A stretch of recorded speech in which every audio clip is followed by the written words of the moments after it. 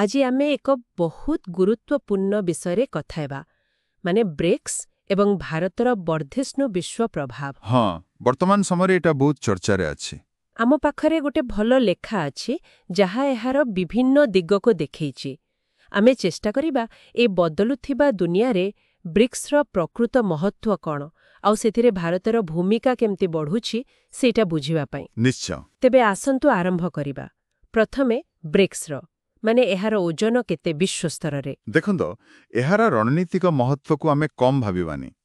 एमिति नुहे जे केवल किछि बड़ अर्थनीति एकाठी हेइ जाइछन्ति। हाँ एई देशगुड़िका मिसिले विश्व जनसंख्यार 40% रु अधिक। 40%? वाह। हाँ आउ विश्व जीडीपी रो पाखापाखी 25% माने 1/4। एहार माने तो बहुत बड़ कथा। केवल टंका पैसा नुहे नीति निर्धारण रे भी एमानंको कथा रहिबो। बिल्कुल विश्व नीति वाणिज्य नियम विकास रो धारा एमिति कि सुरक्षा सबु क्षेत्र रे एमानंकर प्रभाव पकेबार क्षमता अछि। आउ यार लक्ष्य गुड़िक भी सेई अनुसारे बड़ हेइथिबो ना। लेखारे कहूछि जेमिति वर्तमान रो जो संस्था अछि। हाँ जेमिति जातिसंघ सुरक्षा परिषद सेथिरे संस्कार आनिबा। आउ एनडीबी कथा भी अछि माने नुआ विकास बैंक। हाँ एक विकल्प आर्थिक व्यवस्था जहाँ पाश्चात्य देशों नियंत्रण रे थिबा संस्था उपरे निर्भरशीलता कमेइबो पुणी निरंतर विकास को प्रोत्साहन देबा भी गोटे मुख्य उद्देश्य। एठी भारतर भूमिका आसुछि। आर्थिक दृष्टिरु भारत बहुत शक्तिशाली हेइछि। निश्चित भावरे भारत एबे दुनियार सबुठु द्रुत गतिरे बढ़ुथिबा बड़ अर्थनीति। हाँ पंचम बृहत्तम नाममात्र जीडीपी रे और पीपीपी रे तृतीय माने क्रय शक्ति समता हिसाब रे सरल भाषा रे कहले आम देशरे जिनिस किनिबार क्षमता हिसाब रे आम अर्थनीति बहुत बड़। ता माने ब्रिक्स पाई भारत गोटे बड़ बजार आउ कोन कहंती नुआ चिंताधारार उत्सव। बिल्कुल। लेखारे गोटे कथा भारी मजा लागिला। भारत को संतुलनकारी शक्ति कहा जाइछे बैलेंसिंग पावर। हाँ सेटा गुरुत्वपूर्ण कारण ब्रिक्स भितरे भी तो मतभेद अछि न जाई। एटा तो भारतर कूटनैतिक परिपक्वता देखौछि। हाँ केवल अर्थनीति नुहे कूटनीति रे भी भारतर भूमिका बढ़िछि आउ भारत निजकू ग्लोबल साउथ रो स्वर भावे देखुछि। ग्लोबल साउथ माने एशिया आफ्रिका लैटिन अमेरिकार विकासशील देशगुड़िक सेमानक पई न्यायपूर्ण वाणिज्य समस्तंक पई विकास एसबु कथा उठौछि। आउ एक बहुध्रुवीय विश्व व्यवस्था कथा भी कहूछि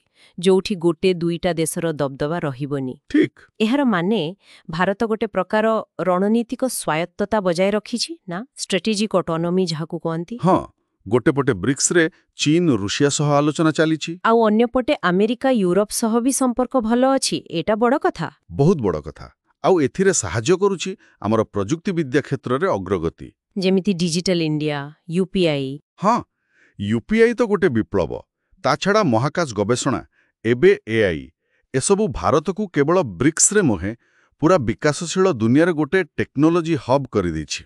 किंतु सबु किछि पूरा सहज नुहे बोधे। लेखारे आह्वान कथा भी अछि। निश्चय अछि सबुठु बड़ हला भारत चीन संपर्क सीमा विवाद रणनैतिक प्रतिद्वंदिता। हाँ सेहीटा तो अछि।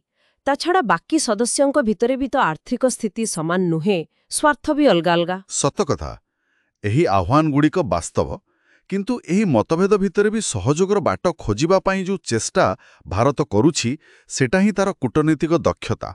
आ भारतर दूरदृष्टि भी स्पष्ट जेमती जातिसंघ सुरक्षा परिषद संस्कार।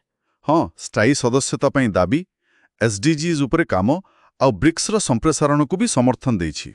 हाँ नुआ देश सबु जोड़ी हेले निकटरे इजिप्ट ईरान यूएई। हाँ इथियोपिया सऊदी अरब भी। तेबे समुदाय कथा हैला ब्रिक्स बदलुथिबा विश्व शक्ति समीकरण को देखाउछि पाश्चात्य प्रभाव बाहरे एक नुआ व्यवस्था पाई चेष्टा आउ एहार भविष्यत गढ़िबारे भारतर भूमिका बहुत गुरुत्वपूर्ण एक नेता भावरे आउ विकसित और विकासशील दुनिया भितरे एक पोल भली।